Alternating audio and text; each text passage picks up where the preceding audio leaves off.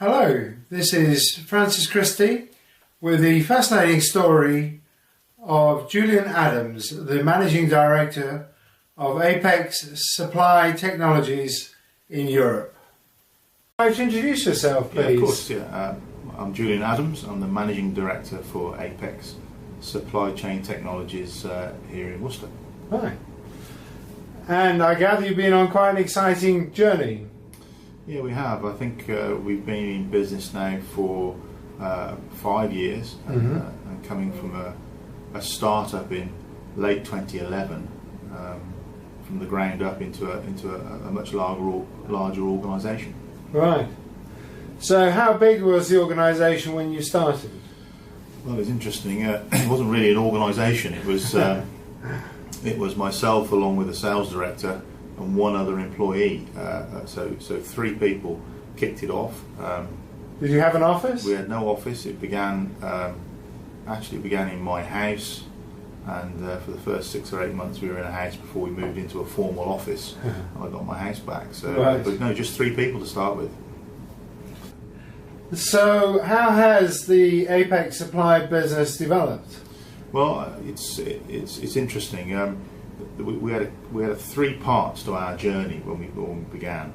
So as I said, we had 3 people, and the initial thing was for us to initially to acquire some clients, make some sales, obviously most important, and then not only once we made some sales, and it was then to have an organisation and some people that knew what to do to deliver the product to the customer and support it and execute the solution to the clients. So that was the second part of it. Yes. And of course the third part of it, at some point it would be nice to and desirable to become profitable.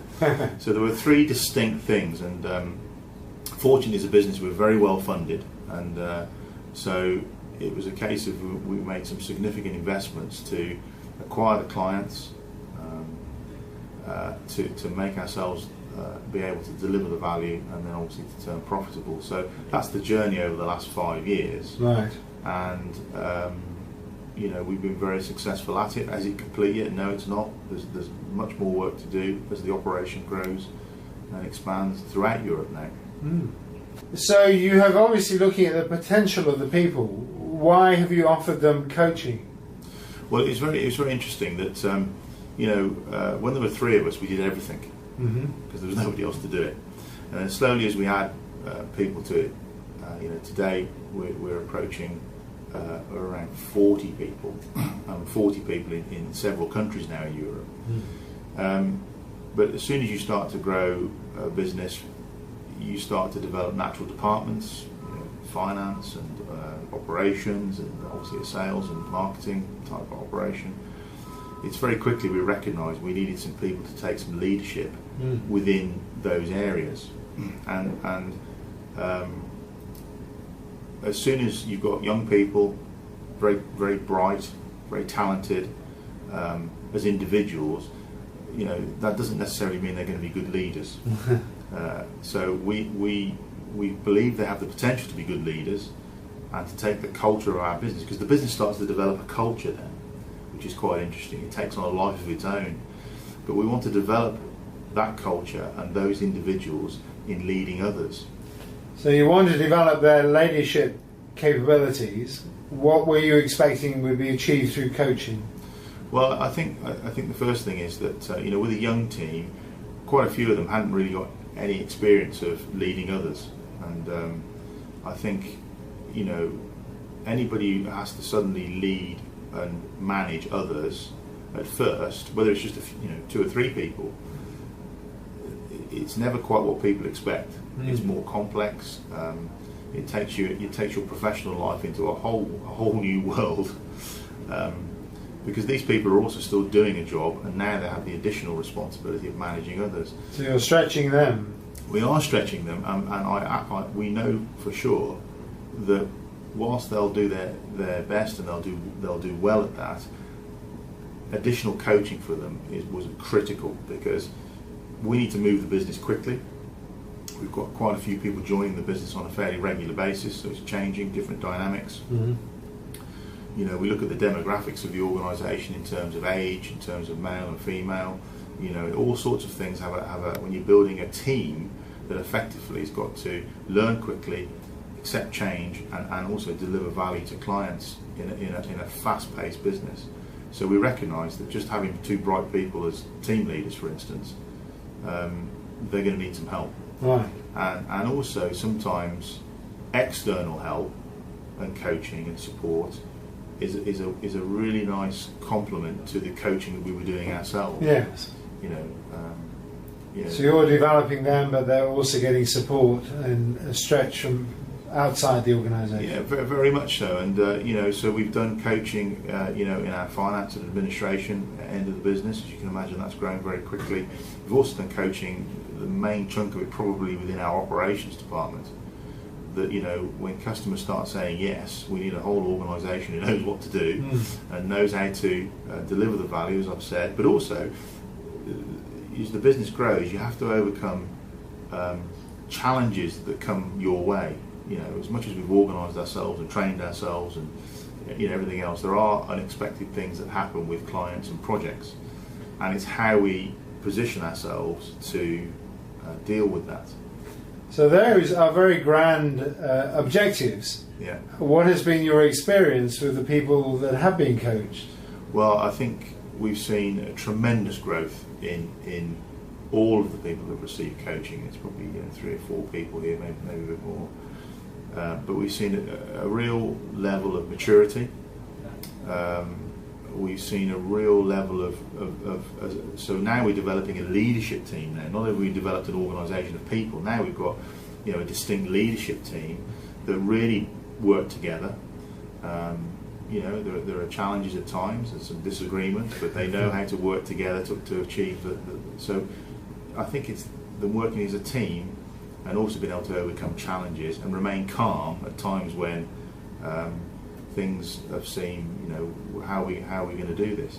I'll give you a great example. We recently, in the last 12 months, secured a very large project. You know, something we've really been shooting for quite some time. And this project was to a large UK retailer, a well-known UK retailer. So their expectations of, you know, the customer is very high, and we have to deploy a lot of equipment to our, in a very short space of time. Something that, you know, we kind of been preparing ourselves for, but, you know, this is it. We've got to do this. And at the initial meeting, internal team meeting, you could see people thinking, "Wow, this is going to be really test us," and you know, but they organise themselves into different teams, often moving people from different parts of the company to others temporarily to help with this. And we actually completed that project with that UK retailer inside the timescale with hardly any problems. And that UK retailer, you know, gave us the feedback. They just thought it was absolutely super. But it was so rewarding for myself, the sales director and the board of directors here, that it wasn't, we hadn't delivered that. Yes. From those 3 people in my house, we've got an organisation now who've taken that on. We have the process, we know exactly what to do. They overcame a few challenges along the way and delivered a high profile project into the United Kingdom retail market. I thought it was just fantastic. Yes. You know, and we've got other projects like that now that are coming on. And so they would not have been able to achieve that without that coaching. It just would not happen. So when you look at it from an investment by the business, has it been worth investing in developing the people? Well, I think it is. You know, we you know, the Apex group has an enormous investment in the UK operation, and you know, that's in terms of infrastructure and investment in technology and people, and you know, it's an enormous investment. But just by making that investment, that doesn't mean we're going to be successful. You know, it's an empowered, motivated organisation of people. It's the people that make it happen. It's the employees that they need to be confident, they need to be knowledgeable, and they need to know that they can deliver to our clients. So the coaching as a percentage of the investment that we've made overall is minute. It really is. I mean, it's a minute investment in all the other things that we've invested in. But I believe it's one of the most critical things that's allowed us to become successful. And not only, I mean, we're not finished with it. We will always have a policy of coaching and supporting and developing staff, and long may that continue. Good. Is there anything that you'd like to say in summary or in conclusion? No, I think we would advocate the coaching to leadership teams is vital, and coaching is a very broad umbrella. It can just be a very simple, small bit of advice, a few meetings, or it can be a very formal program. It can take many weeks or many months. So either way, all of it is vital, and I think it breeds the people who are being coached naturally start to coach the people that they yes, manage. They do. It's a natural result of that, and they suddenly become so. It spreads through the business very, very quickly. Yeah, it's like the ripple on the pool. It does, yeah, absolutely, yeah. So for us, it's been a key element to our success. Good. Thank you for sharing your story with us. Yeah, no problem. Thank you very much.